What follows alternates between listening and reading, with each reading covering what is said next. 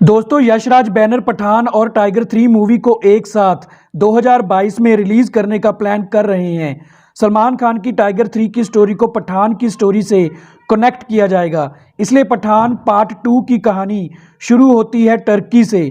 Turkey में सलमान खान यानी tiger एक मिशन के दौरान एक टेररिस्ट का पीछा कर रहा होता है।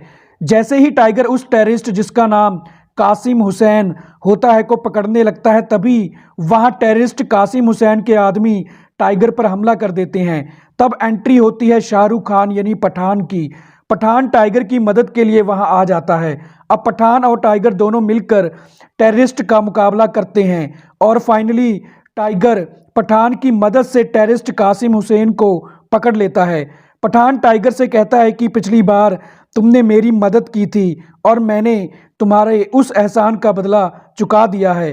अब पठान फिर से अपनी वाइफ अकीरा यानी दीपिका पादुकोण के पास इंडिया वापस चला जाता है। उस घटना के 3 साल बाद जब पठान अकीरा के साथ स्पेन में होता है, तब एक रात को पठान के फ़ोन पर एक मैसेज आता है। वो मैसेज टाइगर की तरफ से होता है। टाइगर ने पठान को मैसेज करके ये बताया कि आज से 3 साल पहले जिस टेररिस्ट कासिम हुसैन को उन दोनों ने टर्की में पकड़ा था, वो टेररिस्ट कासिम हुसैन जेल से भाग गया है। अब टेररिस्ट कासिम हुसैन टाइगर और पठान को ढूंढ कर मारना चाहता है, इसलिए टाइगर मैसेज के थ्रू पठान को अलर्ट कर देना चाहता है।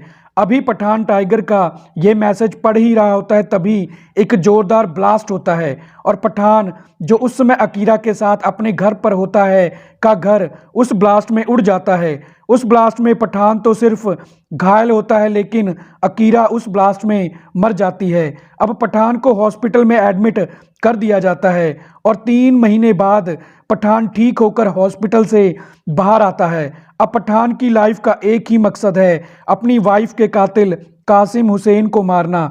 रॉ एजेंसी जानती है कि पठान अपनी वाइफ की मौत के सदमे में है, इसलिए रॉ एजेंसी पठान को वापस किसी मिशन पर नहीं भेजना चाहते।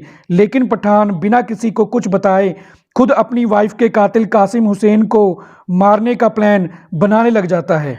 पठान टाइगर से भी कांटेक्ट करने की कोशिश करता है, लेकिन पठान ये पता नहीं लगा पाता कि टाइगर आजकल कहाँ है और कैसा है। फिर एक दिन पठान को पता चलता है कि जिस टेररिस्ट को टर्की में टाइगर और पठान ने मिलकर पकड़ा था, उसका नाम कासिम हुसैन नहीं बल्कि मुदस्सर है और मुदस्सर पिछले 3 सालों से जेल में ही कैद है।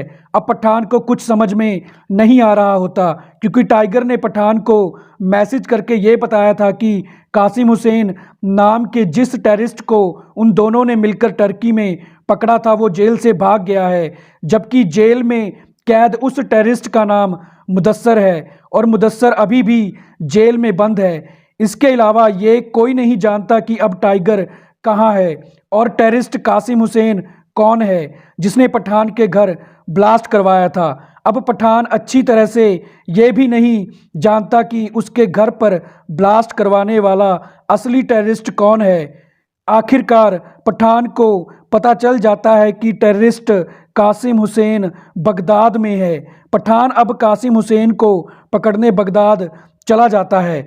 पठान और कासिम हुसैन के आदमियों के बीच में ज़बरदस्त फाइट होती है। पठान अब कैसे भी करके सच्चाई तक पहुंचना चाहता है कि उसके घर पर ब्लास्ट करवाने वाला कौन है और अगर ये काम कासिम हुसैन का है तो उसने ऐसा क्यों किया। इसलिए पठान कासिम हुसैन के आदमियों को मार देता है और फिर जब पठान कासिम हुसैन को पकड़कर मारने लगता है तो कासिम हुसैन बताता है कि उसने उसके घर पर ब्लास्ट नहीं करवाया है। फिर जब पठान कासिम हुसैन की बात का विश्वास नहीं करता और उसको मारने लगता है, तभी वहाँ रॉ एजेंसी ऑफिसर्स आ जाते हैं, क्योंकि रॉ एजेंसी पठान की एक्टिविटीज़ पर नज़र रखे हुए थे। इसलिए रॉ एजेंसी पठान को बैकअप देने को हमेशा तैयार रहते थे।